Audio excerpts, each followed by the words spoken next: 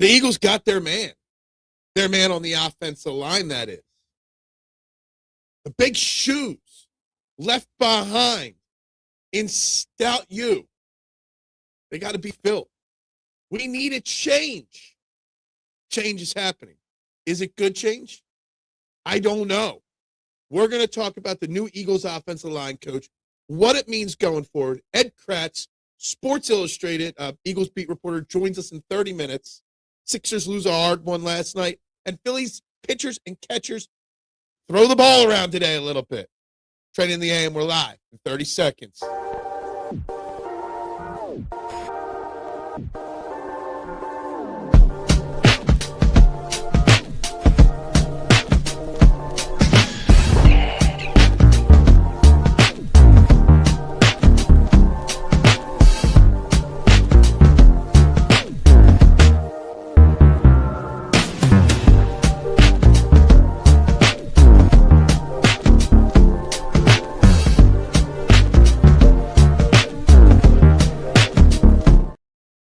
And a very good morning, everybody. Welcome one, welcome all. Trending in the AM right here on the STT Sports Network. We are live. YouTube and Twitter, you know the drill. Wherever you're watching, please hit that like button on your screen, hit that share button on your screen, and subscribe to the STT Sports Network. Whether you're watching this live or on replay later today, please hit those buttons. It is free to do. It is free to support your favorite local content creators with clicks. It does not cost a thing. And if you're watching live, vote on our live YouTube poll question of the day. Does the youthfulness of the Eagles' new coaching staff scare you? Yes or no? We do have Ed Kracz joining us in about 25, 30 minutes, and we're going to get his thoughts on these new coaching hires on the offensive side of the football. And I'm trying to put together a very interesting thought process, so to speak, on the type of person that the Eagles are targeting as coaches. Is there a change in philosophical opinions going on with what the Eagles need to succeed? I think it's very interesting. I do. It's a different type of offense. It's a different type of coaching staff being built by the Eagles. So we are going to get into that. The Sixers dropped their last game on the West Coast trip last night to the Portland Trailblazers. We're going to talk about it. And how that loss is squarely on the shoulders of Daryl Morey and how he screwed this team at the trade deadline. The fact that Kyle Lowry had to play last night. The fact that they were just so shorthanded last night before the All-Star break. It's just not good enough. It's not. So we're going to talk about that. The Phillies are back in the news. Obviously, Rob Thompson and Dave Dombrowski spoke yesterday. Pitchers and catchers. Get to work. How are we feeling? How are we feeling about our Phillies? Well, let's get right to the comments. We're starting off red hot with Elephant in the Room today, talking about no photos of the Titanic's grand staircase. Shipwrecks are kind of intriguing. Elephant in the Room. Way to get a sports talk show started in the morning there today. Did the Hornets win last night? I don't know. If the Hornets win and nobody watches, do they actually win? I don't know. Good morning, Adam. How you doing? Yes. Tough loss for the Sixers last night. Extremely shorthanded. I did know that there are no actual pictures of it. What are we doing here today? If there are from the movie or an AI generator, yeah, exactly. And its sister ship whose staircase was similar but not the same. Way too much Titanic talk at 8:04 a.m. I like the youth coming in, a new and fresh start to the offense. If you think about it, Chris Kuper is your new offensive line coach. He is 43 years old. Sean Mannion in his 30s. Mafferty in his 30s. Youthfulness from different coaching trees that we have not had coaches come from over the last decade. Everybody want to change, and everybody's panicking. And I know Chris Kuper did not manage the most effective offensive line in Minnesota. But I'm intrigued. I'm not scared with all these changes like other Eagles fans are. Oh, my goodness. There's a YouTube video of a grandma reacting to halftime show. Yeah, I'm over the halftime show. I hope Dombrowski's optimism rubs off on me. Dave Dombrowski's optimism And I give him credit. He's taking he's taking his happy pills every single day. But man, I actually feel bad for Nick Castellanos. The fact that he still doesn't know where to report in a week. Dave Dombrowski has screwed up so many times in the last year or two with this team. Good morning, Robert. How you doing?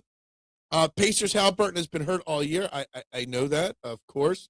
If freaks fill out that he's older than our coaching staff, it doesn't freak me out.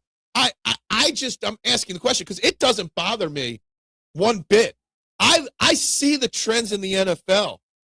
That youthfulness in the coaching ranks is where teams go. It's where the successful teams go. Look at the Seattle Seahawks. Their team is a very young coaching staff. And look at how their season worked out. Different coaching trees are out there. And we're pulling from some of them. The whole point of this so far, the first 20, 30 minutes of this show, is just to remind people that you want to change. Well, sometimes change is going to feel uncomfortable. You can't judge the change until we see it in action. Titanic was Marky Mark. How you doing, Marky Mark? Hope you were well today. I thought Casty would have been gone by now, but Dave Dombrowski's so stupid he can't get a deal done. Look, Nick Castellanos was always going to be a tough player to trade. The contract, it was going to be difficult. The issue is, like, everybody knows you're trying to trade him. If no one has given you a deal yet, you're not getting one. Just outright release him. Are you really going to drag his ass to training camp after saying all offseason he wasn't going to be here?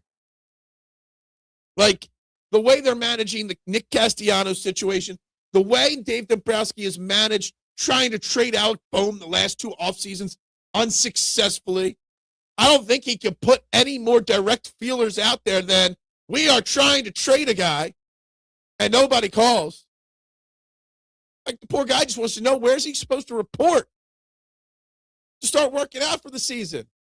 We don't know. We're still trying to trade you. There's an old lady in Titanic. She asked, did what? Let's move off of the Titanic. Stop. Daryl Morey is hell-bent on screwing up the Sixers. I don't know who frustrates me more, Keith, at this point. Does Daryl Morey frustrate you more or Dave Dombrowski? Maybe you're not a Phillies guy, Keith, and just more basketball and football. But, man, we got two of the dumbest GMs or most clueless GMs in sports in our city. And we worry about Howie Roseman's decisions on who's replacing Jeff Stoutland. Like, we should be confident what Howie does because we see the incompetence from Morey and Dombrowski. I can't wait to see these new Eagles coaches in action. Robert, I can't wait either. You know, everyone's criticizing Chris Kuper. He is our new offensive line coach. No one ever heard of him before yesterday. Nobody. And I don't want to hear anybody say they had heard of Chris Kuper before. But his offensive line has not been great. It was the 18th ranked offensive line last year. 18th in 24, 12th in 23, and 13th in 2022. He had 25 different starting offensive line configurations in 4 years. So clearly he had health issues on his offensive line. We know what it's like when you have guys injured all the time. You can't be effective. But yet everybody's acting like they know who this guy is. They're like, oh, well, I read in this spot here that he gives up a high sack rate. You don't know what you're talking about. You don't know in the details. You want change. Change is happening. Just be patient with the guy. He's worked with some big-time names over the years. Casty is going to be reporting to the couch in his living room. Look, I feel bad for Nick Castellanos. I do. The situation he's been put in is crazy. Daryl Morey is more frustrating than Dave Dombrowski. The fact that we had, 18 Kyle Lowry minutes last night? The fact that we had no Barlow, Embiid, or Grimes last night, and the lineup that we had a trot out there? Like, who the hell is Beaucamp? 20 minutes off the bench. Like, seriously. Patrick Baldwin Jr., who?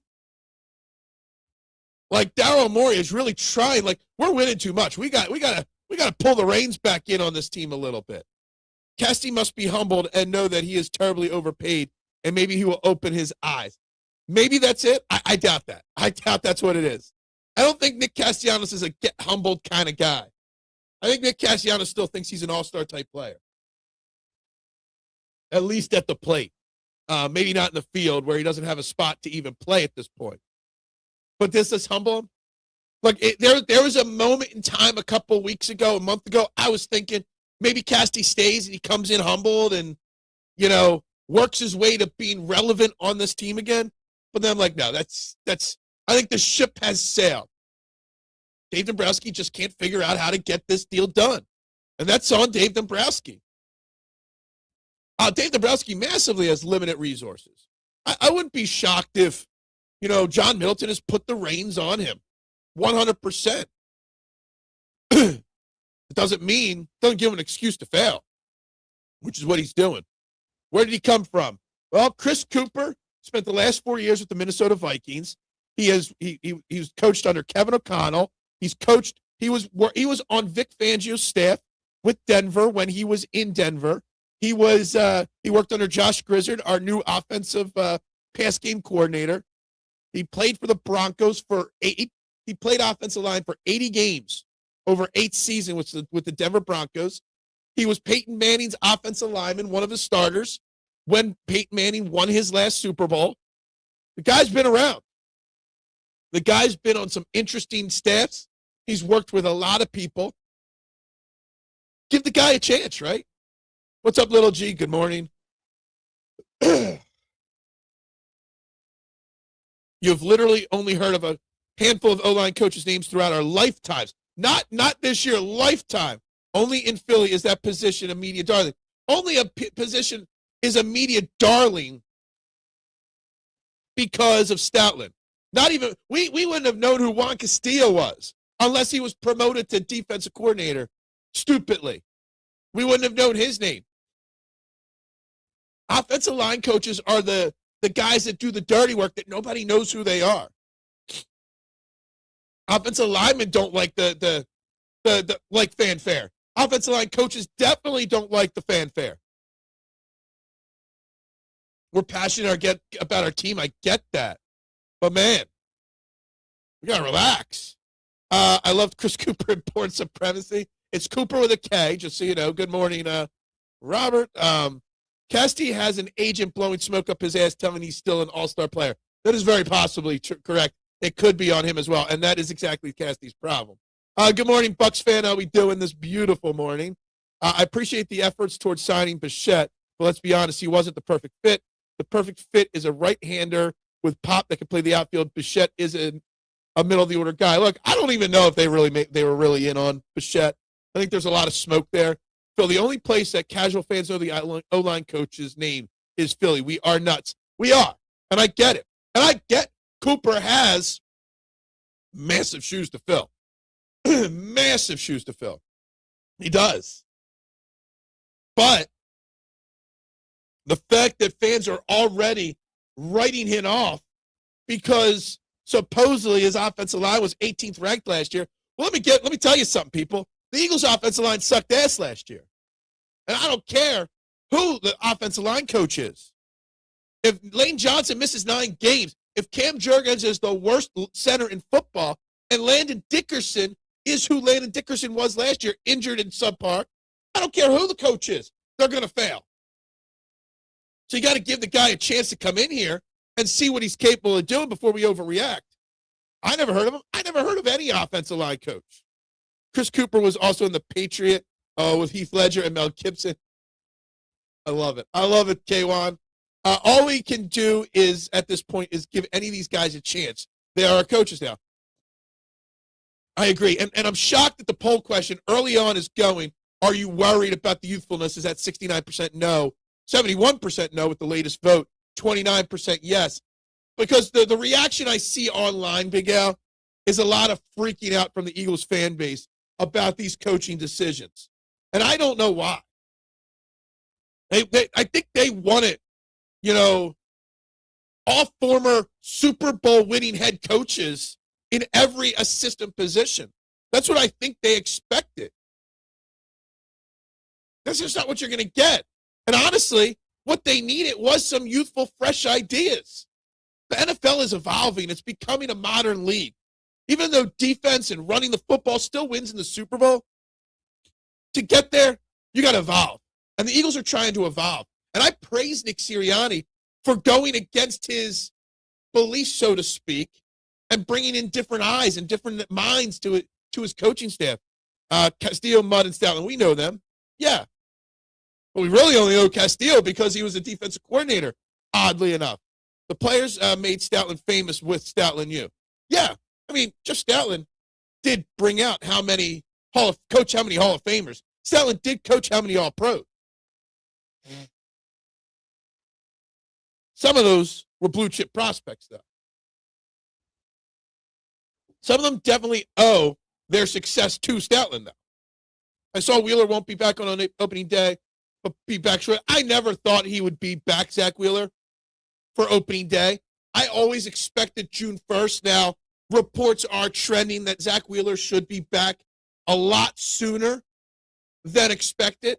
Maybe Zach Wheeler's back by May 1st, which is good because right now you got Andrew Painter and Taijuan Walker starting in the rotation to start the year. You don't know what you're going to get out of Sanchez and Luzardo and Nola this year. So sooner than better is good for Zach Wheeler, without a doubt. And I hope he's capable of performing at Cy Young caliber again this year. That would help this team massively.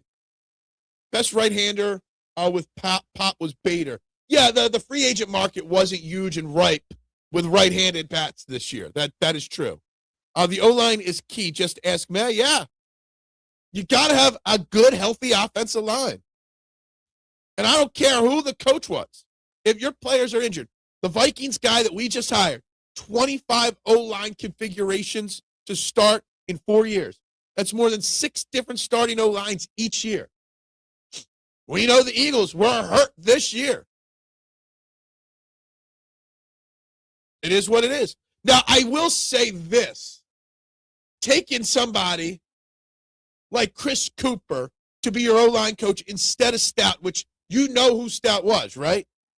Now, it does mean that Howie in the draft and in free agency maybe can't take quite as many chances on O-line guys later in the draft. Projects, so to speak, right? We knew Stoutland could groom a lot of these guys into being great. He didn't this past year, but over his track record, he could. We don't know what Chris Kuper's development system is like. Can we go get a guy that was a rugby player and turn him into an all-pro? I don't know. So you're going to be even more into looking at the top of the tackle board in the draft. The blue chip prospects from Alabama, Georgia type programs. The surefire 5-star recruit type guys. That's what you got to look for. Phil, that bad guy in Patriot was ass. I loved him. I love The Patriot. I think The Patriot is an extremely, extremely underrated movie, mainly because it came out during the same time frame as Gladiator, I believe. Got to give them a chance and sit back and enjoy the ride. That's what I tell everybody. You want change? Just let's enjoy the ride. It wasn't the coaching decision that upset me with Stoutland. It was how we got here with Stout on Nick's dumb decisions during the season. See, I don't know about that. I think some of that might have been a little blown out of proportion as well. The O-line failed, leading to Eagles being asked, but that was not legend Stoutland. That was injuries and boomers. Absolutely, it was injuries. Do you know why Minnesota let him go? Isn't it just a lateral move? They just did not renew his contract. All I read so far on him, relaunch, is that they did not renew his contract when it ended this year, and he had the 18th ranked offensive line this past year in football. His best year was 2023 when it was ranked 12th. Okay?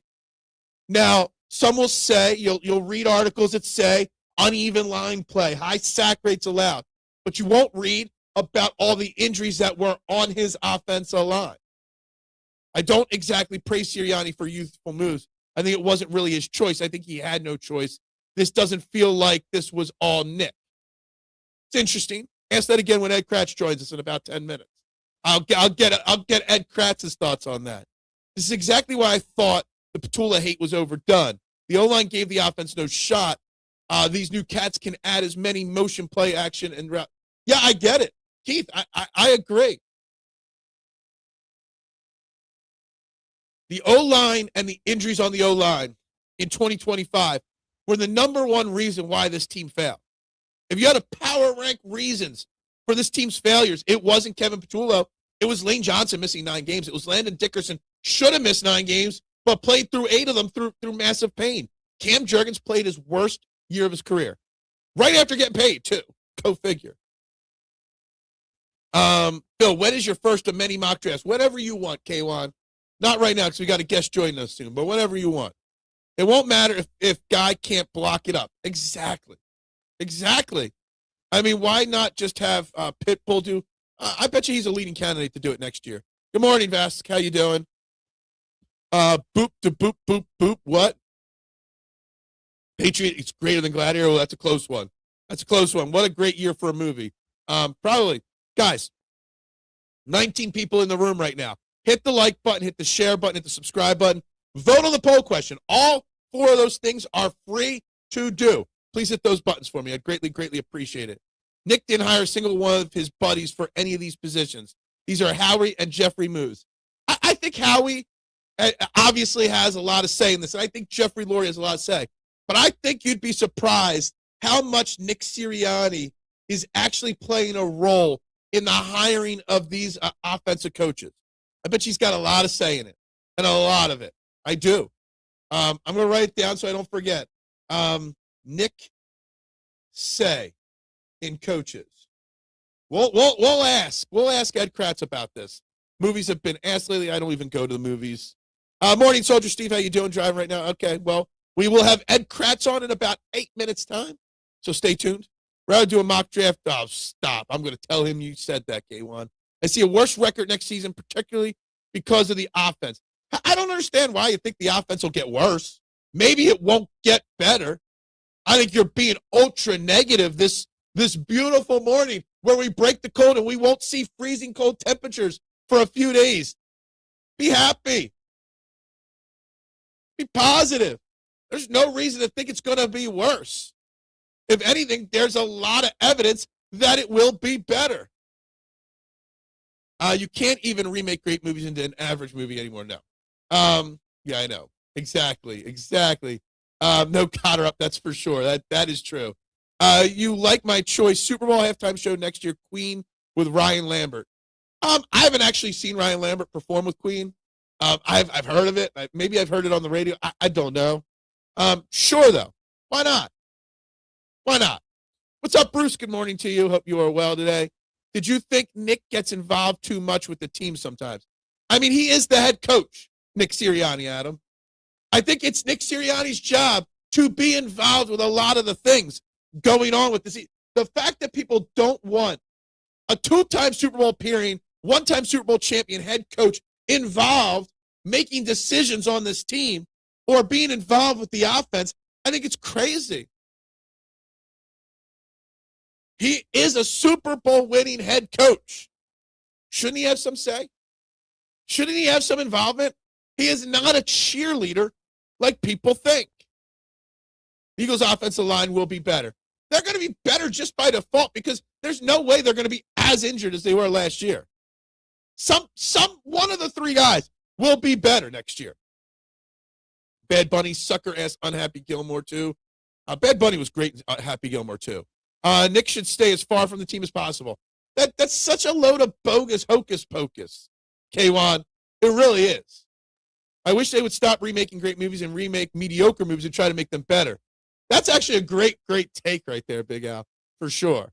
The offensive line will not be better. How do you know the offensive line will not be better? You're telling me you're for sure Lane Johnson is going to miss 9 games next year? I expect Lane Johnson to come back and be better than ever before. Landon Dickerson, an offseason to get healthy? Hopefully he'll be better. Cam Jurgens can only go upwards. Even Jordan Mailata will be better next year. Plus, you're going to draft somebody in the first round to add real, true, solid depth so that one of these guys goes down. You've got somebody that can step in. I feel many of the good coaches in the NFL now are young, so I feel Howie is smart to hire young coaches. I agree. That's the way. That's what I'm saying. The current NFL landscape is going young at coaches, at least on the good teams, right? Petula, that's why you need to be sus of Sirianni decision making. But again, while Kevin Petula was bad, not trying to defend him, but as Keith says, wasn't Kevin Petula a little hamstrung this year? Well, there were a few too many times where the offensive line couldn't hold up for what he was doing. Well, there were a few too many times where A.J. Brown dropped balls or didn't run routes out. Wasn't Kevin Petula the scapegoat for a multitude of problems? Think of it that way. Look, I'm not trying to defend Petula. I don't want to defend Petula. He had to go. But I think there's an argument to be made that it wasn't all his fault. They should remake terrible movies and make them better. So give me a terrible to average movie that should have been better, that should be remade. You know what movie I'd like to see remade? The A-Team. The A-Team is one of my favorite TV shows of all time. I was so hyped for that movie. You had Liam Neeson, Bradley Cooper, Charlito Coldplay. You had a stacked lineup. Even had John Hamm at the end, making an appearance, setting up a sequel. And they just butchered it so bad. It was such a bad movie. I was being so, nope. You say it, it's serious. It's a fact. I know I have a great take all the time. I feel Bad Bunny was not good. I loved Bad Bunny. I thought it was a fantastic performance. They would find a way to F it up, probably.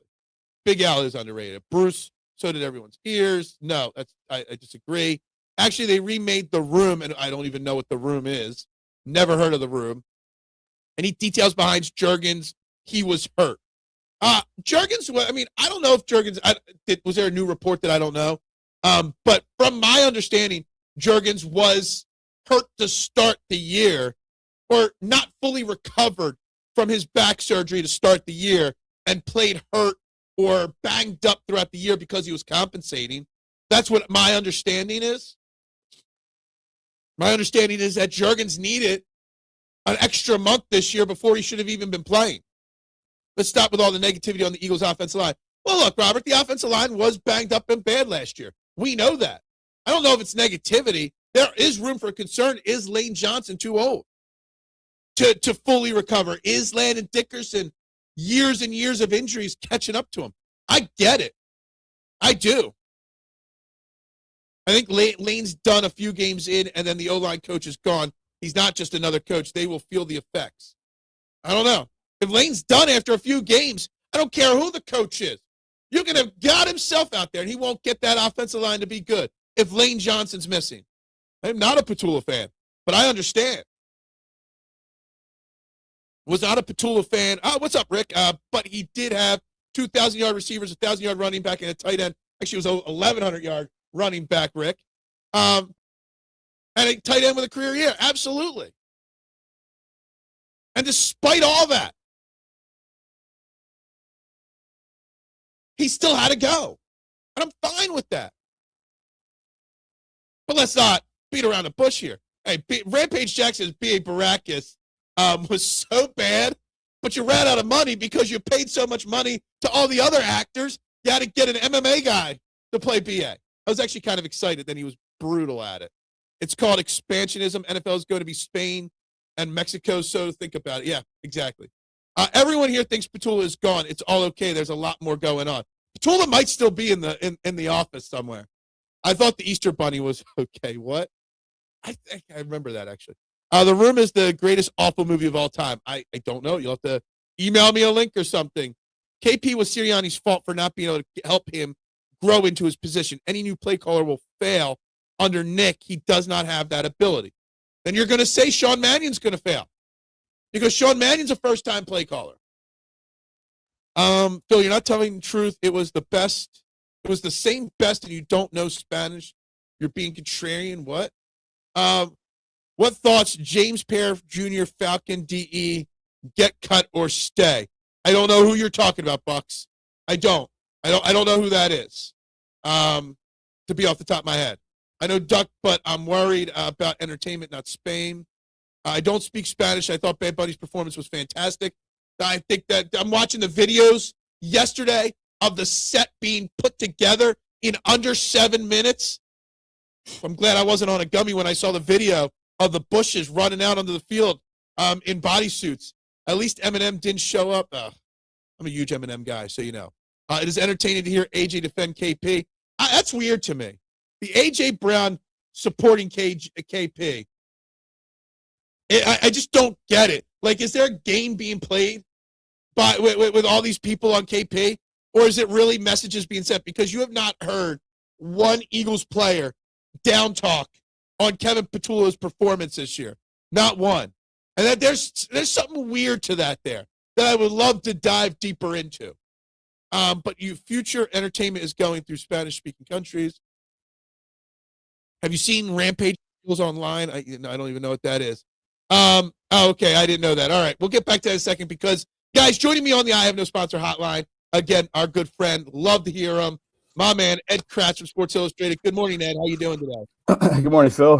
How are you? I'm beautiful. I'm happy. I woke up, I looked at my phone, and I saw it's not going to dip below 30 degrees today. For the first time in, like, what feels like a decade. So I'm in a good mood today. Yeah, time to break out the short pants again, huh? Maybe put a T-shirt on, or at least go hit the golf links today. You know. Yeah, you just have to kind of hit it off the top of the snow because that snow is still stubbornly hanging on out there. Oh, I know. It's going to be a long time before that's gone. All right, let's get to it with the Eagles here. Obviously, the big news yesterday was the hiring of the guy that, as you put in your most recent article, got big shoes to fill. Jeff Stoutland's replacement is Chris Kuper, and a lot of Eagles fans have been begging for change since the season ended, since the middle of the season. Eagles fans are getting their request, and the changes are happening. And, of course, instantly everyone's upset about this Chris Kuper hire. What are your thoughts on him and the shoes he's got to fill and whether he's capable of doing it? Well, yeah, I mean, they are big shoes. But, you know, we saw Cam Jurgens step into Jason Kelsey's shoes at center when Kelsey retired, and, you know, that turned out really well. So, you kind of hope that that's what happens here. But, you know, on paper, you know, it's not a hire I'm that fond of, but, you know, just because his lines in Minnesota with the Vikings weren't really elite lines, and two players got traded, Garrett Bradbury and Ed Ingram, and they seem to excel in their new places. Bradbury with the Patriots went to the Super Bowl, and then Ingram with the Texans. They made it to the playoffs. So, you know, that's a little bit of a worry, but he has done a nice job with the tackles. Christian Darrisaw, Brian O'Neill, you know, he helped develop these players. So, you know, to me, it's kind of a mixed bag on paper, but we'll see. I mean, he could be, and we don't know this, be stepping into a situation where he has a lot of veteran experience on that offensive line. But again, we don't know what that line will look like once OTAs get here. So, and maybe that's a good thing for him. Maybe the Eagles go out and they get some players that fit what he and Sean Mannion want this offense to do. So, you know, the jury's out for me on this hire of Chris Kuper. I like the fact that he was a player. You know, he spent 8 years, I think it was, started 79 games for the Broncos, was a draft pick. He was at one time one of the Broncos' highest paid players, not just linemen, but players in general. So, you know, that instantly gives him some street cred coming into that Eagles locker room where players will be like, hey, man, this guy was a good player, and they'll gravitate toward that. I think he's only 43 years old, which doesn't make him that much older than Lane Johnson, which is interesting, but we don't know if Lane will be here or not. But yeah, we'll see. I mean, the Eagles are making changes, like you said, and fans might be upset by that, but this is kind of what the fans wanted. They wanted change for a team that, they won 11 games, which some franchises would kill to win 11 games, but the Eagles won 11. The expectations here are much higher, obviously, and now they're getting some change. Obviously, the Eagles' offensive line was a big part of the problems this past year with injuries, with guys not, playing up to, their level, like a Cam Jurgens, and like you just said, you got a lot of veterans on this team on the offensive line, bringing in a guy like Chris Kuper to replace Stoutland, who everybody loves. You mentioned Lane Johnson's name and whether he's going to play or not. Isn't it pretty important for someone like Lane Johnson to, be the leader that he is and almost, it sounds so cheesy to say it, welcome him, publicly welcome into that, offensive line group with open arms to kind of set the precedent for some of the younger guys because, they do have some younger guys that didn't properly develop this past year, but, you you need Lane to welcome him to kind of set the tone, right? Yeah, you have Lane and you have Jordan Mailata, who he's a big piece of that offensive line too, has really stepped up in the leadership role. But yeah, Lane's been here for, this would be his 14th season if he comes back, and Mailata has been here for maybe just more than half of that. But both those guys and the whole line, really, they need to welcome him. But Lane would certainly be someone good to help set that tone, to get Chris Kuper in the building and get him up and running and support him, whatever he's teaching, whatever techniques or fundamentals that he's giving them to, get everybody to buy in. But you have Mailata that can do that. It's the young guys that you worry about. These two linemen or three linemen that they drafted last year, Kendall, Hinton, and Williams. What are they going to? This will be their second year in the league, and they have a new line coach already. So, are you going to get them to buy in? And Willie Lampkin, who they brought over from the Rams as an undrafted free agent. So you have some youth on this line, and it's going to be imperative for them to buy in and for Kuper to come in and kind of put his stamp on those guys. Do you think that, obviously there's going to be talk, and there has been a lot of talk about Lane's career ending sooner rather than later. I know originally before last year he had talked about 2 or 3 more years. Do you think that this decision to move on from Jeff Stoutland, whether it was not Jeff's decision or more mutual, you're seeing different reports out there. Do you think this really does truly influence his decision at all in making that decision to come back another year or two? It could. Now I just saw a clip today on the X platform that he's working out. He was doing some squats, I think it was. So that's a good sign. It shows Lane wants to come back. I think he's testing his body because, to be honest, I'm not really 100% sure he knows right now at this point what he wants to do. But, we have free agency that opens up on March 11th. It's coming up quick, obviously, and it would certainly be nice to know if you're Howie Roseman and his staff, if your right tackle is going to be part of the team this year. So I would expect, some kind of decision from Lane before March 11th on whether or not he's coming back, because you need to begin planning with or without him. But I think this maybe, Stoutland's the only line coach Lane Johnson has had in the NFL. So, yeah, I think that he probably has to talk to Chris Kuper and Sean Mannion and Nick Sirianni and, get some feedback and then make his decision. And that's probably the process we're in right now. They just hired Kuper yesterday. Maybe he already talked to Lane. Maybe he talked to Lane over the weekend when he knew he might get the job. But yeah, I think it'll impact him. I think Lane will come back. I really do. I don't think he wants to go out like he did last year, missing those final 8 games of the season and really struggling with that injury. But again, you have to plan for if he were not to be able to make it through another season. So you have to find an adequate replacement at right tackle, not next year, but maybe this year, because you might need him to step in if Lane were to get hurt again. Adam asked about Sean Mannion and Josh Grizzard. So I'm going to phrase this question a certain way, because you mentioned, Kuper, Mannion, it almost feels like we're getting a new philosophy change with some of these younger offensive minds. Do you notice that it's a different style of coach being brought in this time, versus Kevin Petullo or Kellen Moore? Seems like there's a shift in philosophies happening with the style of coaches that are being brought in here. Yeah, I mean, Mannion has played for and has coached under some really good offensive minds in this league, McVay and LaFleur, and I think Shanahan is in there. So, yeah, I think we'll see a change in what the Eagles do philosophically. I think he wants to run more kind of zone blocking schemes up front on the offensive line to get players in space, which means a little more lateral quickness from their offensive front instead of that straight-on bully ball that we've seen from guys like Landon Dickerson, who's a moose in there at left guard. He's huge, and he's a power blocker, and same with Mailata. But he probably wants to see a little more agility from his line to get out in space at every spot on that offensive line, to move sideways quickly. And I think we'll see maybe more throws over the middle. Usually it's an outside the numbers offense with Hurts. He likes to throw outside the numbers. Occasionally he would mix in the quick slant to A.J. Brown, but you'd like to see them take more advantage of some deep crossers down the middle, maybe hit some seam routes with whoever the tight end is going to be. So, yeah, I think we'll see some philosophical changes with Mannion and Grizzard.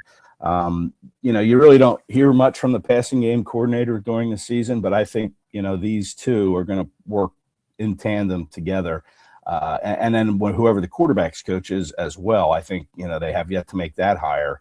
So I think we're going to see all three of these guys, but it's going to be Sean Mannion that we're going to hear from on a weekly basis because he's the offensive coordinator. But yeah, I think with those two guys, you're going to see philosophical changes for sure with this offensive scheme. I think that I had another question lined up there to follow that up with, but you're talking about like the different things that maybe this offensive line might be asked to do, or the offense as a whole might be asked to do. And you're talking about Jalen Hurts and throwing over the middle more and stuff like that. Do you worry that this team was built for one style of philosophies, but now they're going to institute a different set of philosophies and maybe the personnel don't match, what they're going to want to do? Or do you think the talent is there that it won't be hard for them to transition to a different style? Yeah, that's a good question. I think that there's going to require some different personnel, but you just can't blow everything up in one off season. But I think they'll bring players in free agency and in the draft to fit what they want to do. I mean, we saw it with Vic Fangio. All of a sudden, the Eagles, they start adding to their linebacker core because Fangio likes to play with linebackers. So they build their defense around what Fangio wants to do and the personnel he needs. So I think we'll see some of that on the offensive side of the ball. But that doesn't mean they're going to go blow everything up in one off season. I think it'll be a gradual changeover. I think that these guys that are here now are smart players. I think they can pick things up, and you have an entire off season here to kind of get what they want you to do down pat, so you can start in September, day one, when the season begins, and you're ready to go. But it's going to require a lot of work in the off season. But I think these players, they're pros, and they'll put that time in, and hopefully they can get it when the season starts. Something that's been asked by a bunch of people in the chat before you got here, and I said I'd save it for you because I disagree with the chat, and I'd love to hear your thoughts on this, that this is not Nick Sirianni bringing in Sean Mannion or Mafferty or Kuper. This is Howie Roseman and Jeffrey Lurie forcing these changes, and Howie and Nick has no say in this new coaching staff. And some fans will say this new coaching staff is being brought in to push Nick Sirianni aside after one more year. What's your thoughts? Do you think Nick Sirianni is the one making these decisions on these coaches, or do you think this is more Howie saying we've got to go in a different direction here? I think Nick Sirianni is plugged into all these conversations. I think it's a collaborative effort. They'll tell you that. But, I think that there's no way Howie Roseman or Jeffrey Lurie are just going to give up this year to push Nick Sirianni out the door and bring in maybe Sean McDermott or, Jim Schwartz or somebody to be your head coach. You just don't give up seasons in the NFL. These guys want to win. They want to win another championship. And it's not to anybody's advantage to be forcing anything on anybody. Now, is it Roseman saying, hey, we need this guy and this is who we're hiring? What do you think? And then Sirianni would give his opinion. But Nick knew that there's no way he could bring his friend Kevin Patullo back. There was no way that had to happen. And we saw them move quickly on that. 2 days after the season, they fired him. But I don't think – Did they wait like a good 2 weeks or something like that to fire Brian Johnson 2 years ago?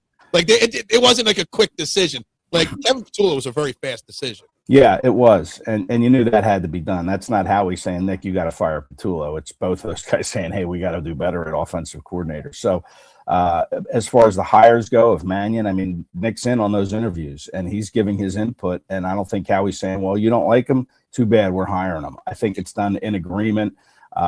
Nobody's trying to push Nick out the door next year. I mean, listen, I don't understand this hate or whatever it is, this dislike of Sirianni. I mean, the guy's won 65 games. He's been to the playoffs all 5 years, been to 2 Super Bowls. What better coach are you going to find to do a better job than that? I don't understand. Maybe someone can tell me that this is the reason they don't like Nick as the leader of this team. I'm sure you watched plenty of playoff football, but were there that many coaches after the Eagles lost that played the final 3 rounds of playoffs? Is there that many coaches you would take over Nick Sirianni? I wouldn't even take Mike Vrabel at this point over Nick Sirianni. Vrabel did not have a good game plan in that Super Bowl for his young quarterback. Did not do his Drake May any favors. But, listen, can another coach come in and do just as well? Maybe, but you got to make sure you hit on it. Nick has set a really high bar as far as the coach goes. And I don't understand, people wanting to move on from him. I really don't, because who are you going to bring in? Give me a name of a coach that can do better than what Nick has done. Yeah, I agree. You mentioned Kevin Patullo and Marshawn's question here about Stout. These guys are still technically under Eagles contracts. They're just not, they haven't been completely let go from the organization, is what some of the reports are saying. Do you think Jeff Stoutland or Kevin Patullo will still be around this year in some role in the back end of things, or will they be completely gone and allowed to find jobs elsewhere in the NFL? Yeah, I'm sure they're free to go find jobs elsewhere, and I think it would be a bad precedent to bring any of those guys back. You're moving in a completely different direction here at this point, and why would you keep a hold, 1 foot in the past when you need to jump out with both feet into the future? So I don't expect Stoutland to have any role at all on this team.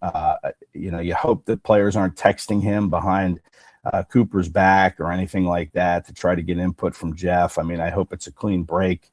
If it's a text that you have to send to Stout, hopefully it's just a check-in text. Hey, how you doing? And, they're not saying, hey, what do you think of this technique? Why are we being asked to do that? You hope that doesn't take place. And Patullo, the fact that he still hasn't landed a job. I know Stoutland probably wants to take a year off. But Patullo, that's concerning. I don't want to see him come back in any kind of a consultant role. I just don't think that would be productive. I think it would be counterproductive. So they need to move on from those 2 guys and anyone else. Parks Frazier, part of that old regime. You can't keep living in the past. You're trying to make a clean break here. You're trying to update this offense, and that's the best way to do it, is to get rid of the past and move forward. All right, real quick. We're talking with Ed Kracz here from Sports Illustrated. You mentioned his name a few minutes ago. I wrote it down just not to forget. How close was Vic Fangio to actually calling it a career? Obviously, we were in panic mode early last week when those reports came out. Do you think it was as close as some of his fans panicked over? I think so. I heard rumblings of Vic, talking retirement in the building, in the meeting rooms. Michael Clay came out at one of his press conferences, the special teams coordinator, and said, Vic says that when he retires, he wants to be a special teams coordinator, because he thinks it's an easy job.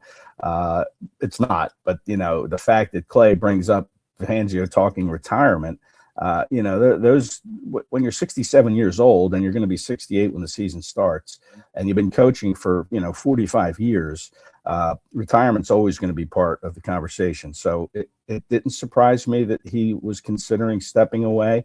The fact that he's back, to me, is kind of surprising. I thought maybe there was a chance once these reports started coming out that he was gone, and that would have been okay. Listen, these defections is Stoutland, and if Fangio were to step away, they'll leave a mark. But they don't coach forever. Coaches, you have to prepare for the end. Fangio, like I said, 68 years old. How many more years are you going to get out of him? How much passion does he have left to continue coaching? So there's always another coach that you can find. You just have to make the right decisions, and you hope the Eagles can do that. But Fangio's back, as far as I can tell, and that's a good thing. But you have to prepare for the day when he decides to call it a career, and that day is coming sooner rather than later. I think some of the panic was because everyone fell in love with, Christian Parker and the reports of how he was a rising, star, and then you let him go to Dallas, and then the reports of Vic Fangio come out.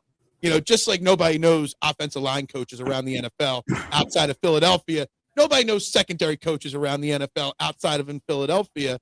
I read from I forget which one of your counterparts, somebody that covers the Eagles, wrote a piece right at the beginning of the Vic rumors about how the Eagles should just say, this year in and year out, I don't know.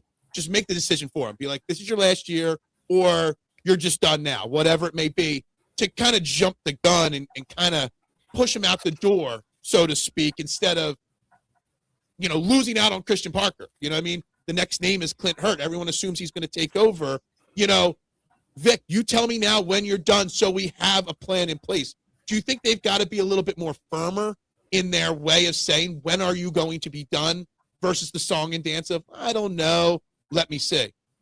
Yeah, I mean, I see that in theory possibly being the case, but I don't think you want to put any sort of deadline on a coach. I think everybody's retirement decision has to be their own. It can't be the organization saying, all right, this is your last year.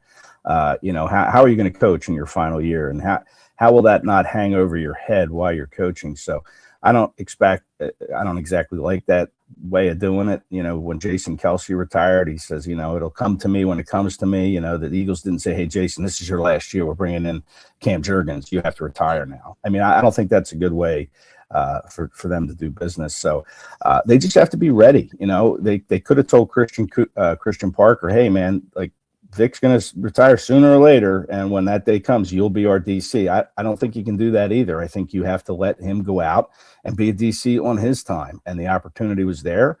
It was Dallas, which sucks, but, it is what it is. And now, you have Clint Hurt. I love Clint Hurt. He was a defensive coordinator before. I think he's done wonders for a lot of players on that line. Milton Williams, Jordan Davis, Moro Ajomo. I mean, he's a great, great teacher. I think he'd be a great fill-in. And then, if Vic does step away at the end of this season, you still have Jim Schwartz taking a year off. You still have Sean McDermott taking a year off, who's a Philly guy, right? He grew up in the suburbs. Parents still live in the suburbs. His brother is the president of the Philadelphia Union Soccer Club. I mean, he's a Philly guy. So you still have guys out there. Like, my point is there's always another coach out there ready to step in. You just have to identify the right one for your organization. Yeah, absolutely.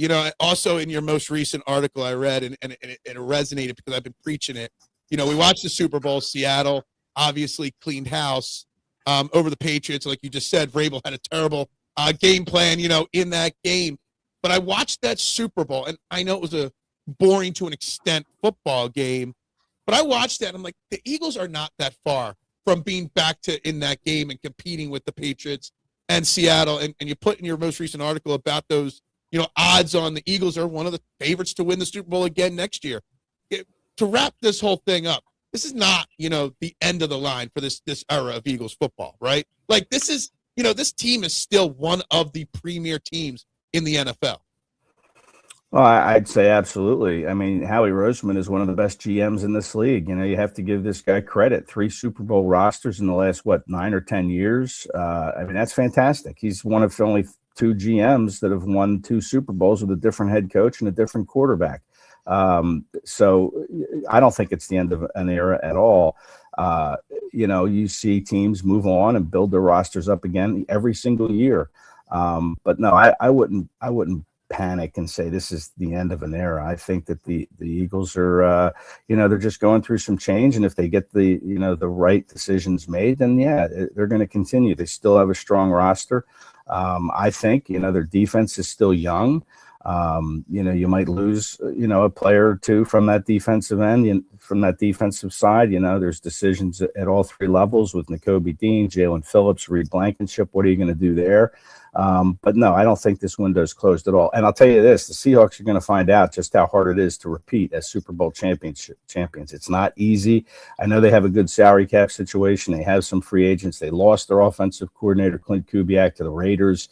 That's a big hole for them to fill. And now they're filling it here in the middle of February, just like the Eagles had to find replacements when their coordinators, Gannon and Steichen, left a couple of years ago, late in the process. So, it's not going to be easy for the Seahawks to come back and win this thing. And I don't, watching that Super Bowl, I don't think the Eagles are too far away at all from the Seahawks. They can play with the Seahawks. They can play with the Patriots. They can play with any team. It's just a matter of getting that offense back up to speed, and we've seen it. And it's interesting that the Eagles have made it to the Super Bowl in even number years. They did it in the 22 season, the 24 season, and now here we are again in even number year 2026. So I'll take a Super Bowl appearance every other year. Growing up in the 80s, man, I'll take this era over anything I witnessed growing up as a kid. Absolutely. I know I got to get you out of here, but real quick, AJ Brown. Obviously, he's going to be a hot topic. I don't know when I'm going to get to talk to you next. Do you have any quick thoughts on whether AJ Brown will be back with the Eagles next year or not? Well, I mean, I think there's still conversations. They're working their way through this, but in my opinion, and it hasn't changed. I mean, I know he didn't want to do media appearances at the Super Bowl, but then here he comes. He's on a podcast here and there, and he just can't help himself. And to me, he didn't look happy when he was discussing change is good, and we're going to work this out in the summer. He wasn't smiling. He seemed like the same kind of sullen AJ that we saw late in the season. And my opinion is if he's not happy, and I don't think he is, and I'm not sure you're going to make him happy, then you have to move on from him. It's tough to do. Howie doesn't want to do it. This is a Hall of Fame player who you would love to have back. Absolutely. And I think the Eagles are going to try to see if they can make him happy and get him back and make him happy. But, it's a long season, and, you don't want anything to take a U-turn or go downhill like it did late in the year for AJ. He dropped passes. To me, that's an unhappy, unfocused player. And if you're going to go through that again, you're just going to throw away another year. So my opinion is I think they should trade AJ, get what they can, and hope that Howie Roseman, he's got this blind spot at receiver, right? I mean, you look at his drafts with receiver, and they're not good. I mean, they hit on Devontae Smith, Heisman Trophy winner, great pick, obviously, but they missed on Jalen Reagor. Justin Jefferson is there. They missed on J.J. Arcega-Whiteside, Josh Huff, just good down the line. Anais Smith, we'll see what Johnny Wilson has after missing last year. But John Hightower, Quez Watkins, I mean, it's a list that just doesn't really stand out. And you hope that if they do move on from AJ, Howie and his staff can figure it out, because it's a deep draft of receivers, and you have to go out and you have to find one that's going to be able to step in day one. Wow. Yeah, that was really harsh hearing all those names all at once. Like that. That's really brutal right there. Yeah. What kind of articles are you working on this week here over on your site? Yeah, I think I missed a couple names too. If I go back and look at that receiver list. I mean, we can go for another 2 hours if you want to name them all. This week, just kind of they need a quarterbacks coach, right? So I'm sure that'll pop here any day now. Just kind of right now it's kind of a quiet part of the year, but I'm looking at free agents out there that make sense to the Eagles. I already put out 5, but it's an evolving list. Looking at tape on players available in the draft that might suit the Eagles. So that's kind of what I'm working on, and stories will probably spin off of some of that work. It's a lot different offseason than you had to deal with last year with a Super Bowl parade and everything else. You'd probably take. I mean, I know that's a little bit more work and a little bit more whatever, but you'd probably take that over this offseason, right? Oh, absolutely. I mean, it's always fun to cover a Super Bowl. I've covered the Eagles in 4 of them, from 05 to in Jacksonville to Minnesota in 17, Arizona in 23, and last year in New Orleans. And they're fun, man. They're a good time. Super Bowl week's a blast. But, getting a little family time. So, that's not bad either. There's always a silver lining out there. All right. Well, thank you very much for your time this morning, Ed. Great stuff as always. Enjoy a nice, quiet, calm week this week. You're covering the Eagles. Yeah. Is there such a thing, Phil? I don't know. You don't know what I deal with every morning in the chat from the comments of that. They're all over. No matter what I want to talk about, there's never a quiet moment in the chat with the Eagles here. Well, I think you do a great job, man. Continued success to you, really. All right, thank you. Well, thank you very much. You continue the great articles. I love reading them. Everyone in the chat loves reading them, and we'll talk again soon. All right, Phil, I appreciate it. Thanks care. That was Ed Kracz there, guys.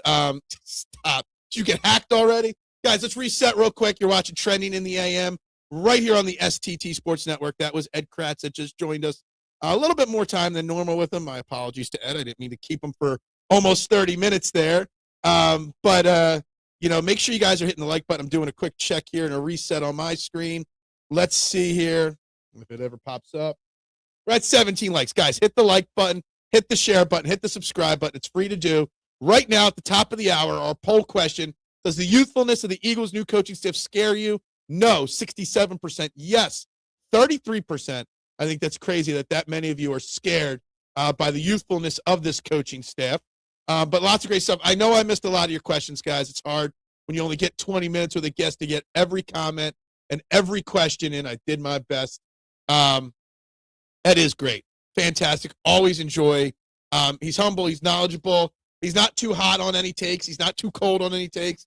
Keeps it very, very, very professional always. Talk about bending the knee. Yeah, exactly. What do we want, Ed? What? He's probably a H. What? I don't even know what that means. I was watching the Olympics last night. Come on, figure skating, dancing, or whatever. Men's downhill skiing, and they're bobbing and weaving between the sticks. Come on, it was intense. Watching the couples do their little interpretive dance on the ice skating ring. It was fun last night. You had some downhill, like X Games skiing type things. You did great, Big Philly. Oh, thanks, Marshawn. I tried to get your questions. You had a lot, but we had moved on from Kuper, so I missed a couple of your Kuper comments. Ed is doing the job to do the job. He ain't trying to bait a hook. Yeah, he's not a clickbait guy, Ed Kracz, and that's why I like him, and that's why I respect. If you notice, the Eagles beat reporters I get on this show are the Ed Kracz of the world, the Martin Franks of the world, the Chris Franklins, not the bait and hook guys, okay? U.S. is doing great in curling. I haven't actually seen curling on the TV. Has it been on TV? I'm so done with snow, I don't even want to see it on the TV. That's true. It's a fair point. Very fair point. But, hey, some of the snow might start to melt. We're going to be above 30, above 32 for like 24 straight hours. Later this week, we're going to be in the 40s. So finally, the snow can start melting. Finally, it can melt enough where I can finish shoveling a portion of my driveway. That would be very helpful to get a portion of my driveway, the last portion of my driveway officially cleared, because there is a section of my driveway that's still not cleared, and that's really being a pain in the ass, to be brutally honest with you. And I got a dog sitter because we're going to Florida in less than 2 weeks. So, yeah, I need to get it cleared before she comes over to watch my dog. But anyway, let's recap. Let's reset. We're talking Chris Kuper. We're talking the new offensive-minded look of this Eagles team. We can also bring into the conversation the Sixers, a really ugly loss to the Portland Trailblazers. That is not a knock on the Trailblazers. That's a knock on Daryl Morey for the way he left this team shorthanded post the NBA trade deadline. So we're talking about that. We are talking the Phillies starting practice today with pitchers and catchers reporting. Zach Wheeler won't be back, but Nick Castellanos still untradeed. Have Dave Dombrowski, hold on, let me backtrack for a second. We bitch and moan about Nick Sirianni and how some people want Nick Sirianni out of town. But, man, let me tell you something. If there's two people that need to be pushed out of Philadelphia, it's Daryl Morey and Dave Dombrowski and Rob Thompson and Nick Nurse. The amount of bitching and moaning we do on the Eagles when they don't deserve a tenth of the criticism that the Phillies and Sixers deserve. It's really true. Mannion has full control over his staff and staffing choices. As far as I can see, everyone replaced our Mannion choices, and they don't have a Sirianni connection. I am pretty sure nobody has a Sirianni connection. That is true. And yeah, you know what? I think, as Ed said, it was a collaborative effort between Nick Sirianni and Howie Roseman to hire Sean Mannion. But Sean Mannion took the job to have full say over who he. So Howie Roseman's probably not even in the interviews with Chris Kuper. Now, Nick Sirianni might be. Mannion might be running the interviews, and Nick Sirianni's giving his, opinions on each one.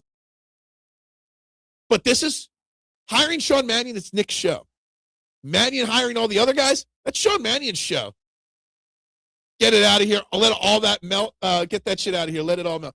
I can't wait till the last ounce of snow. I can't wait to get on a plane, not this upcoming Monday, next Monday, so 2 weeks from yesterday, get on a plane and travel down to Fort Myers and see. I need some sun on my skin, some warm sun on my skin.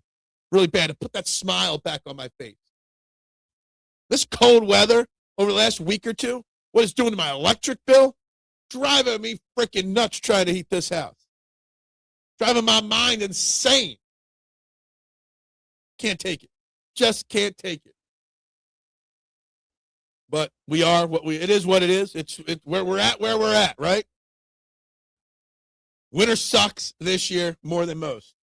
I feel a little different about the winter if the Eagles had been in the Super Bowl. It would have distracted me if the Eagles were playing in the Super Bowl a little bit, if that's the way it went. Why are you mad pissed? What did I do wrong to you this time? I don't want Nick Sirianni out of town. I just would love to know the nuanced strengths, a football answer to a football question. Look, I get it. And I don't disagree or hate this comment from you that I want less word salads and I want more direct answers from Nick Sirianni or more intelligent answers, right? Like you're not giving anything away about the game plan if you give us one nuanced answer occasionally. Let us know you know what you're talking about, right? Give us something on the X's and O's. You can use the offseason and OTAs and stuff like that to give out those nuanced answers, right? I get it. I do. Minus 11 degrees, you can wear enough clothes, but with the wind, nothing is protecting you. Exactly. I mean, this weekend was brutal. With that wind chill, brutal. The fact today is going to be 33. I'm just so happy. It's going to feel so warm outside. And then later this week, when it creeps up to 40 for a day, man, beautiful. I might go play golf. No, I probably won't. Not you. Over the weather. Yeah, look. I hate it. That Super Bowl game was boring. Look, the Super Bowl was not an entertaining football game. It wasn't. It was, let's be honest, the Seahawks just straight dominated, straight manhandled the Patriots. And I love that Ed Kracz called out Mike Vrabel and said he just had a terrible game plan. Let's think about it. You watch that Super Bowl. Nick Sirianni's a better coach than Mike Vrabel.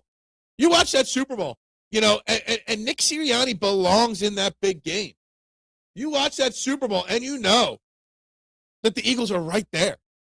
The wind is an underrated nuance. It is. It really is.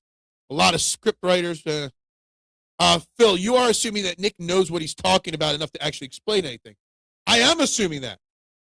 You know why? Because he didn't get to this point in his career by not actually knowing something, okay?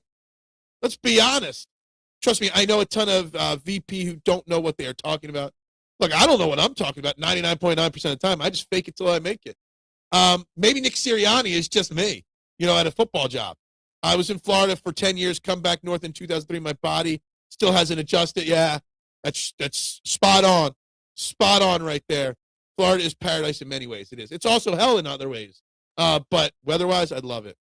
Nick said, not sure Nick Sirianni owes anything to the media as far as answering questions in a way that's pleasing to them.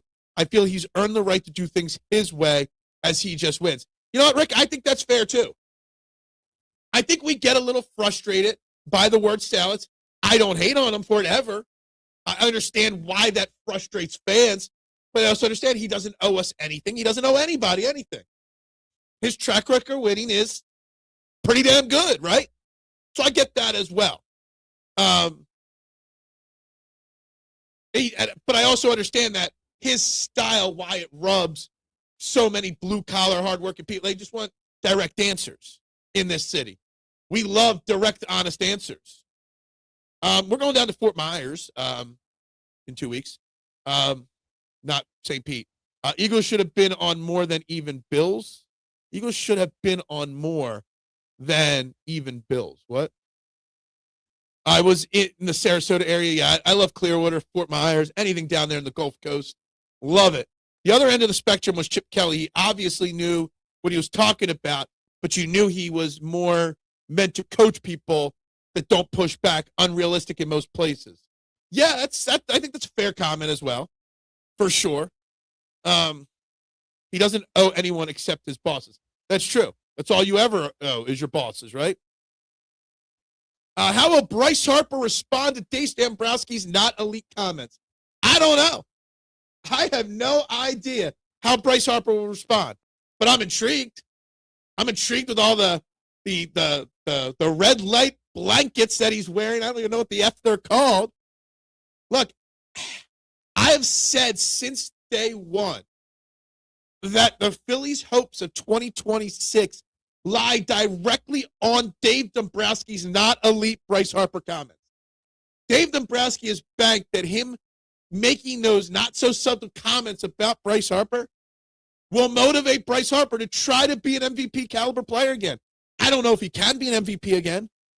I don't think he can be an MVP, but I think he can at least be a strong all-star. And if Bryce Harper responds to Dave Dombrowski's comments by tearing the ball up this year, then the words work, right?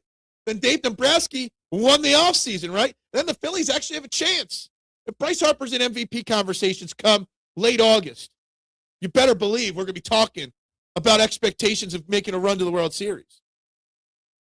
People badgering Sirianni are barking up the wrong tree. Why the F badger the head coach in this town that wins and wins a lot? That's why this. Look, we give Nick Sirianni so much hate. Not we, me and you. Fans give him so much hate, right? Yet Rob Thompson, who has won jack shit, gets no criticism whatsoever. Oh, but he's Uncle Rob. He's Uncle Rob. He's a cool guy. The players love him. He don't win nothing. I would take I would take Nick Sirianni over Rob Thompson 100 times over. Patriots would have smashed the Eagles if they magically got in. Let's not get it twisted. I disagree. I think the Eagles easily could have beaten the Patriots. The Eagles defense would have smoked the Patriots too. You go over the bridge to Sarasota, et cetera. It's a beautiful. I mean, I've been there. I love it. How'd that work out for Chip Dudas getting booted out of? Dude, Chip can't get a job, Rick, anywhere. But let me tell you something. He will get another job. He'll go to some small college and revitalize that small college, and then get another big job 2 or 3 years from now. Trust me on that. And every big job he gets will fail at. Yeah, his career was over the second he had to coach adult and kids. Yeah, look, absolutely agree. As long as we pay and view, we hold the cards, period. It's true. We fished off the old bridge. Delusional, you all hold no cards in all reality. Captain Crunch or Captain Insane. Captain Insano. Dumb on tap is back. The Philadelphia Phillies can win it, all inspired by Lindsey Vaughn's win or die trying attitude. Look, I love Lindsey Vaughn, man. I give her credit for giving it an effort, but also, man, it's brutal. Compound fractured tibia, I think it was what they said. How we played against the Niners, we didn't deserve it. We didn't deserve it, right? But to think that this team is that far behind the Patriots or the Seahawks is also crazy. A healthy offensive line, a new offensive philosophy. The talent is there. You still got Jalen Hurts. You still got, Saquon Barkley, Devontae Smith. Probably not A.J. Brown based off of what Ed Kracz says. You still got Jalen Carter, Jordan Davis, Zach Bond. You still got Q and Coot. This team is still ripe with massive talent. The Eagles are not. They're not rebuilding. They're not retooling. They're tweaking the edges and going to be right back in it next year. There's a reason why they're the third favorite to win the Super Bowl on sports sites. Vaughn could have died out there. She needs to know that a torn ACL means she can't compete. She claims, and I don't know this for sure, but she gave a description on what happened and claims it had nothing to do with the ACL tear. Now, I disagree. There's got to be, maybe it made her, like the mistake she made, maybe because she was thinking of the ACL. Maybe she was so focused on not on the ACL that it caused her to make another mistake. She claims it didn't, but we'll see. There's a damn good chance, Rick, that the Eagles are back in the Super Bowl next year. Damn good chance. It's the Eagles and the Seahawks. And again, the Eagles are a prime example of what the Seahawks are about to encounter. Being the defending champs ain't easy. It's not. So that almost puts the Eagles on par with Seattle. Chip Kelly is the reason we have 2 Super Bowl rings. It's true. Chip Kelly doesn't fail the way he does. We wouldn't be where we are. Phil, take it back to 73 before I ever had a record-selling platinum CD. What? Anyway.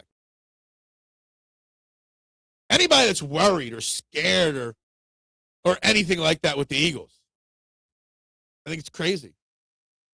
Howie, Doug, Nick are the reason for the rings. Maybe no rings without them. Yeah, I mean, without Chip forcing Howie into the back locker room and then failing when he did that, Howie wouldn't have came back the way he did. Doug, yeah. Nick, absolutely. Like, I'm a big Eminem guy.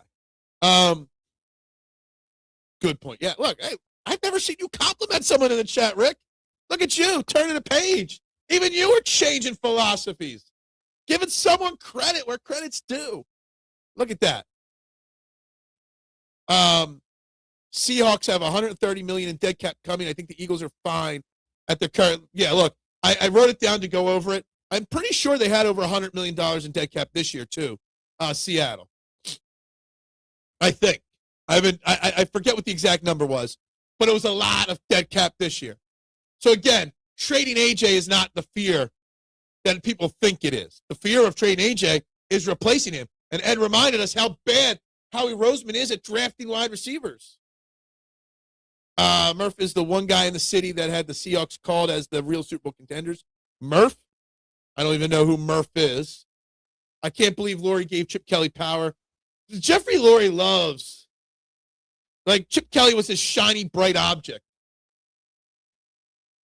And something to show off, to be different, to be, like, Jeffrey Lurie, I'm not shocked that he did that because it was like a show-off kind of thing. I got Chip Kelly, not you. Kelly hired Statland, yes, and drafted Lane Johnson, yes. It is usually not, stop. He's just not nice to you, and rightfully so. He's rightfully so. You guys bicker like old married women. Or an old married couple. Or an old married women's couple. That's what you two bicker like in the chat. I don't know how I put up with you guys on a daily basis. Drive me nuts sometimes, you guys. Anyway. Yeah, it's Hollywood side. Yeah. Look at the shiny thing I got. Jeffrey Lurie isn't hurt. Like, he's the best owner in Philly. He might be the best owner in America in sports. He might be. If not, he's top 3 owner in sports. But yes, he is sometimes blinded by the bling of Hollywood. He is. I mean, I really think he would rather be a movie producer, at least years ago, over being a football owner. That's what he wants.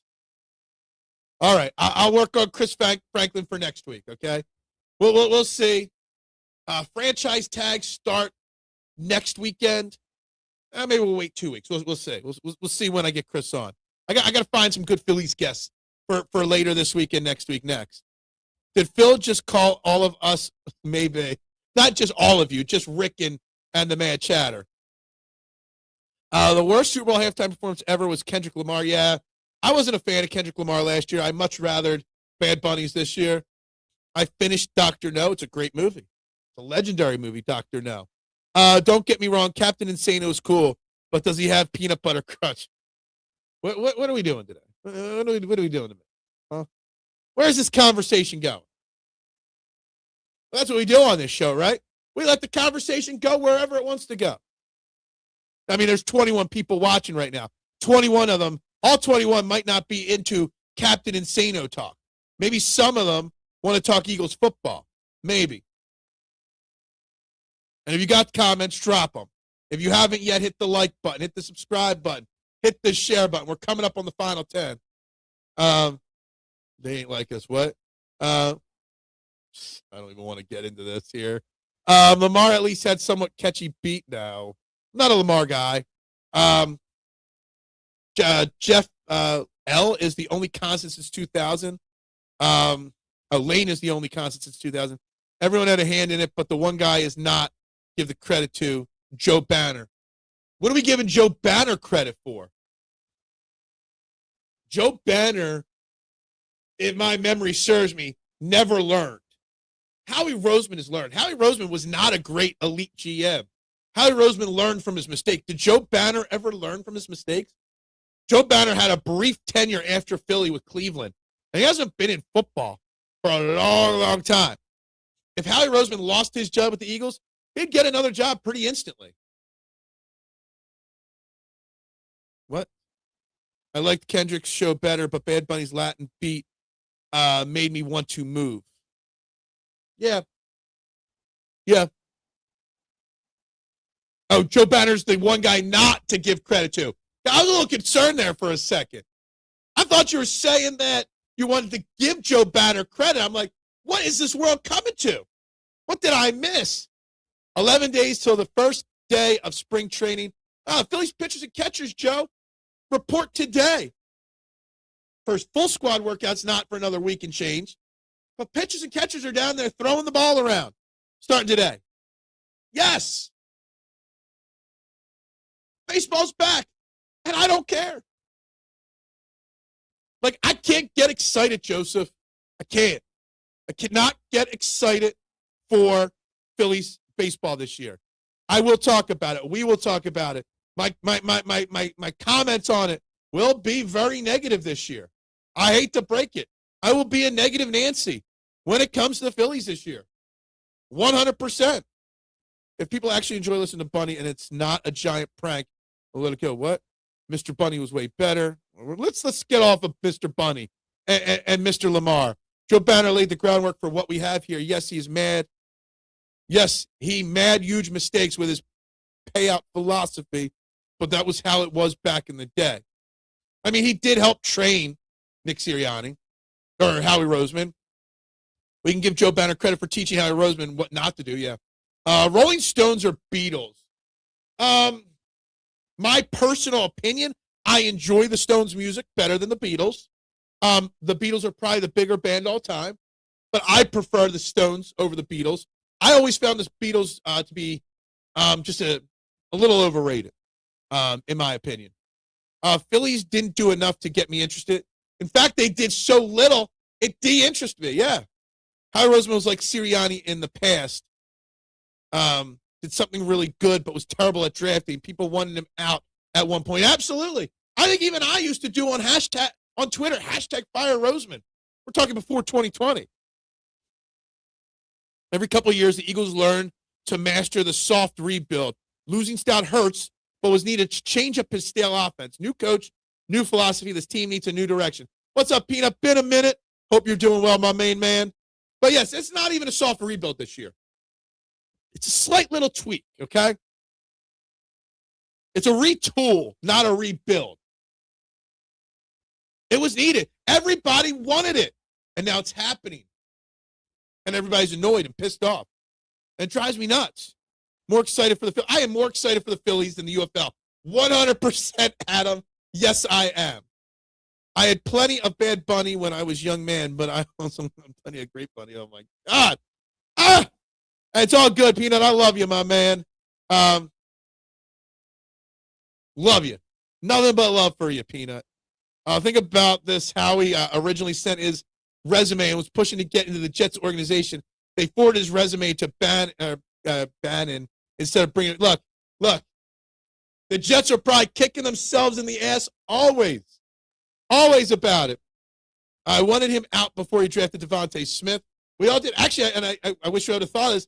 I mean, I still give Ed Kracz all the credit in the world for Howie Roseman's turnaround, because it was Ed Kracz before the 21 draft that asked Howie, why doesn't he just draft everybody from Alabama and Georgia?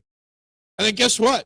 For like a 2 to 3 year stretch, he drafted Devontae Smith, Landon Dickerson.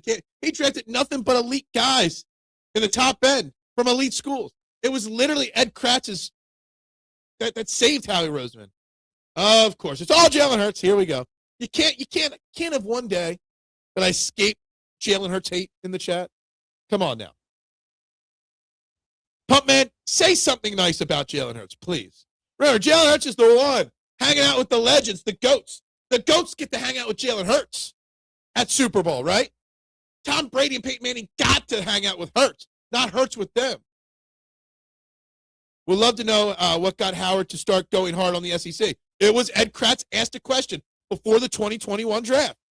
I am not kidding. There's legitimately a video audio somewhere of Ed Kracz asking this question. It's all Ed Kracz. Great out of time that you just look. I love it. His latest one was good. Banner was a tightwad that counted every penny. He showed Glory how to make the Eagles a profitable business. That is true. Yeah, he's loving them Cowboys. I don't think Hurts stinks, but I'm holding him to the flame this year. He has to be better, no question. Yeah, I don't think. I think Jalen Hurts is pretty comfortable in his shoes right now. So many different ways to win the NFL now with all the parity of the last. Absolutely. I think Queens of the Stone Age would do good. What? For a halftime show? No, I don't think so. Nobody would even know them. I mean, I know who they are. Cut Hurts some slack. His coach is nothing more than oh, stop. I cannot take the negativity towards Jalen Hurts and Nick Sirianni in the chat. I just can't. Can't do it. I can't do it, man. I mean, the buyout market's already started. Cam Thomas already got signed by the Bucks. Maybe I hear rumors Alonzo Ball. I mean, after watching last night's game, they better be active. You had Kyle Lowry play almost 20 minutes last night. Now, he might have had the best plus-minus in the whole entire game. But, man,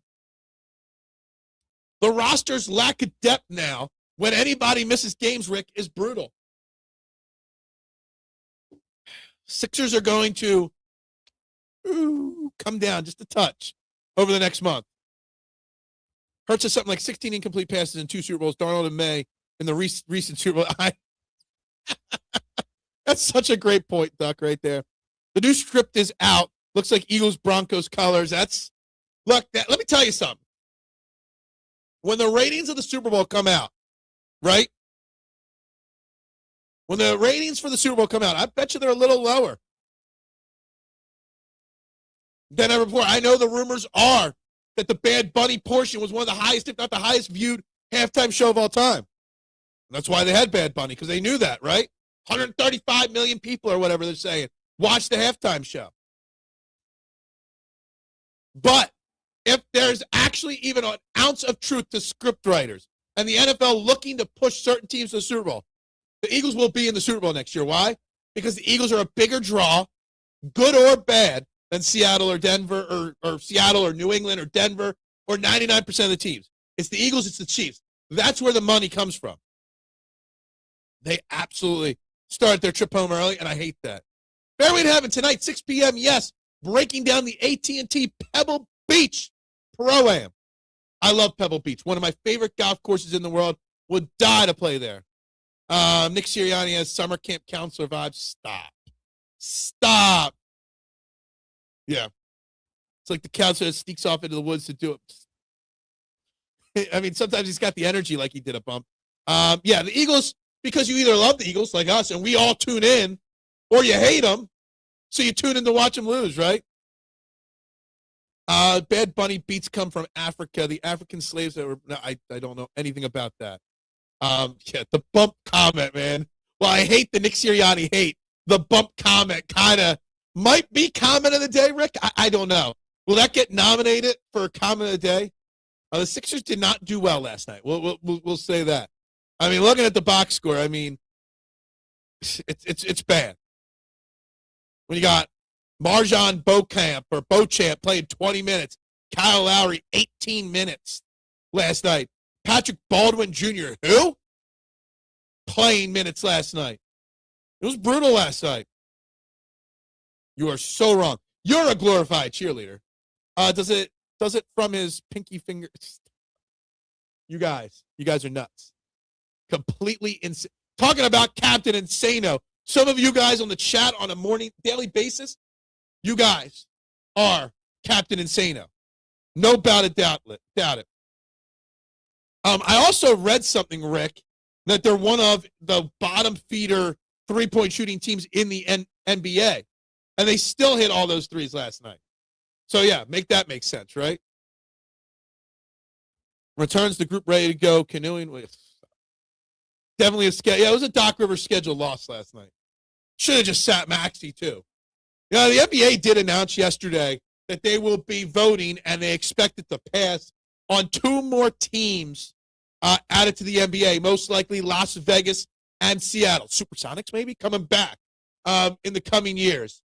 So take that with what you will. There will be more NBA expansion coming in the next couple years. Yeah, Kyle Manu, theft of the whole SA song was weird. What? Yeah, I mean, schedule losses. You hate it.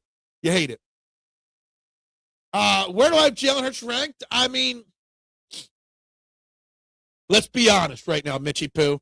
How many quarterbacks in the NFL are really you would take going into next season over Jalen Hurts?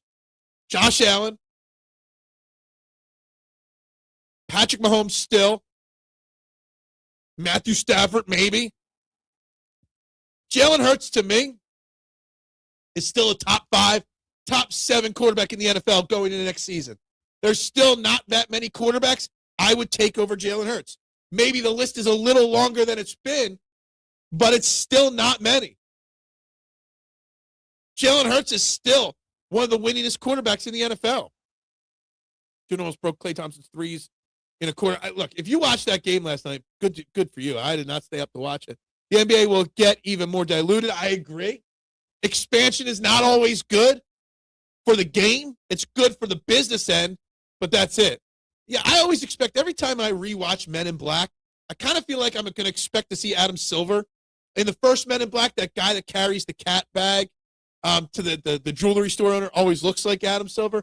I always expect to see him in the credits there. More NBA expansion after the lockout or before. I don't know. But they expect to vote on it after the season, and all reports are that the NBA will expand after this year. We really dodged a bullet not re-signing Yabusele. I told everybody Yabusele was fine to let go. I told everybody, I said we could have traded him at the deadline last year and gotten peak value for him when he was there. Yabusele was a glorified guy that dunked on LeBron in the Olympics and got a lot of hype because of it. And I knew it. He looks like something, all right. What lockout lasts longer, NBA or MLB? I think that's a fantastic question. And I don't know the answer. I think if MLB really, really tries to push for a salary cap, if the owners really plant their flag on that salary cap, I feel the MLB could lose an entire season. I don't know if the NBA would lose an entire season over their lockout. I think that salary cap thing in MLB is going to be what causes a major, major layoff. Sleepy Jalen was on the Cowboys. We'd have a shitload of the negative list, yeah. The NFL will expand new teams at some point. Absolutely agree. They will. I think the NFL will focus on more games another game before that, though. Top 10% of players love their dollars. Absolutely. MLB definitely needs cap. I don't know how you do it without stripping it down and starting all over again. But what happens is a whole entire lost season makes it more likely to happen, though. Anyway, we got to wrap this up. We're past the 90-minute mark by a few minutes now, so we're going to start the wrap up. Let's pick this conversation up about MLB salary cap or lockout and NBA lockout and stuff on the show tomorrow for sure. I don't know what'll happen if the Phillies have to deal with a salary cap.